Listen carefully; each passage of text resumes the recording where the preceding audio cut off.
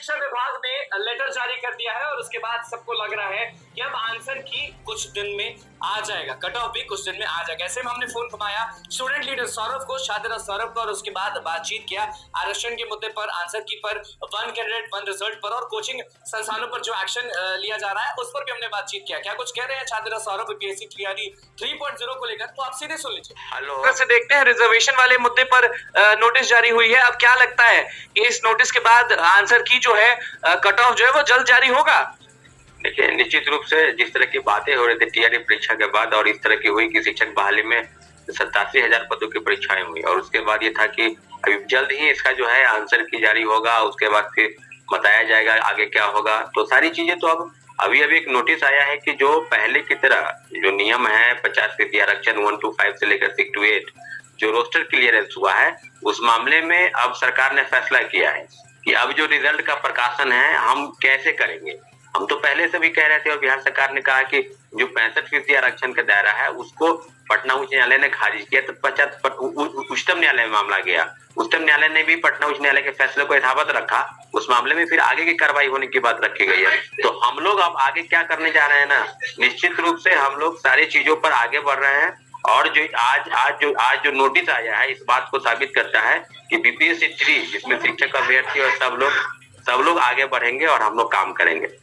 मतलब कि ये नोटिस जारी करके शिक्षा विभाग ने अच्छा स्टेप लिया है। हाँ, शिक्षा विभाग ने कहा है कि 50% के जो आरक्षण का दायरा है उसके हिसाब से 1 to 5 और 6 to 8 का रिजल्ट हम निकालने जा रहे हैं। मतलब एक हम नोटिस दे रहे हैं, रोस्टर क्लियरेंस करके विभाग बीपीएससी को भेजेगी। तो अब शिक्षा विभाग का दायित्व बनता है कि जल्द से जल्द रोस्टर क्लियरेंस हो ताकि 50% आरक्षण के तहत जो पहले की तरह मामले हैं उस पर रिजल्ट का प्रकाशन हो। तो इस मामले में इससे कट ऑफ और आंसर की जल्द जारी हो जाएगा।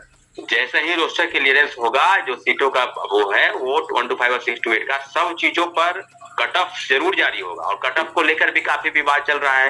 हम तो देख रहे हैं कि शिक्षक को जब कट ऑफ बताते हैं तो कुछ चीजें का विरोध होता है। हम इस बात शिक्षकों को कट ऑफ, मैं बार बार बोल रहा हूँ कि शिक्षकों को कट ऑफ बताने का है अधिकार, लेकिन शिक्षक भी ध्यान रखे कि कट ऑफ को एक मान लीजिए कि आप बता दिए, ठीक है, तो ऐसा तो नहीं कि आप बता दिए तो आपका सही ही हो जाए कट ऑफ जी, लेकिन अगर गलत होता है तो इसका खामियाजा छात्र भी भुगतते हैं। कई मामलों में देखा गया है कि हाई कट ऑफ बताने के बाद क्या होता है कि हम तो यही बता रहे थे और कट ऑफ हाई चला जाता है, लेकिन ऐसा नहीं है। सब शिक्षकों को इस बारे में जरूर ध्यान रखना चाहिए कि लाखों लाख अभ्यर्थी अगर आपको देखते सुनते हैं तो कट ऑफ को थोड़ा सोच और समझ के सब चीजों का आकलन करके बताया, ताकि जो विद्यार्थियों की मनोदशा होती है, आपका कट ऑफ कुछ देखेगा, किसी दूसरे का कुछ देखेगा, तो स्थिति जो है उस प्रकार से नहीं होती है। तो इस प्रकार से काम होना चाहिए। कट ऑफ को लेकर कोई विवाद पैदा करने की जरूरत नहीं है। कोई करता है तो मैं समझता हूँ कि बेवकूफी भरा चीज है, इसमें कोई विवाद ना हो। अब जो शिक्षक बताते हैं कट ऑफ वो बताए। तो आप भी जान रहे हैं कि अटेम्प्ट को बढ़ा दिया गया है, 3 से 5 कर दिया गया, और हमने एक पोस्टर देखा था, नीतीश कुमार की तस्वीर थी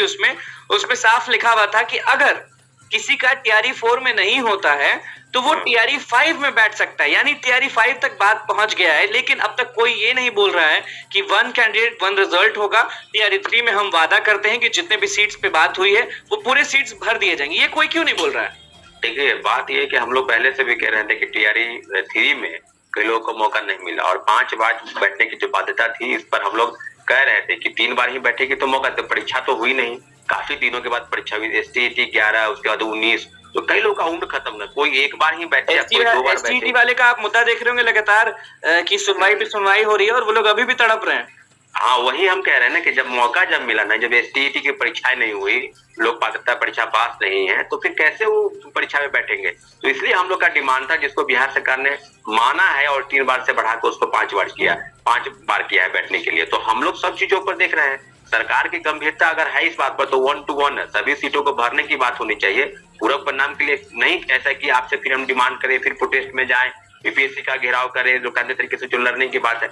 हम लोग चाहते हैं कि 87,000 पदों पर 1 कैंडिडेट 1 रिजल्ट, सभी डॉक्यूमेंट का वेरिफिकेशन स्वयं करके और बीपीएससी जो है मेरिट लिस्ट बनाए, टॉप टू बॉटम रिजल्ट का पब्लिकेशन। अभी भी बोलेंगे कि डीवी पहले हो जाना चाहिए। हाँ, डीवी पहले होगा तभी आप सीट भर पाएंगे। अगर आप इस तरह से देंगे शिक्षा विभाग को करने के लिए कि आप डीवी करा के आइए, तो फिर वही बात हो जाएगी, टीआरई 1 और टीआरई 2 की तरह ही मामला होगा। सीटें खाली रख दी जाएगी और वो एक का सीट बचाकर टीआरई 1 का कंपनसेट करके 2 में, 2 का सीट बचाकर 3 में।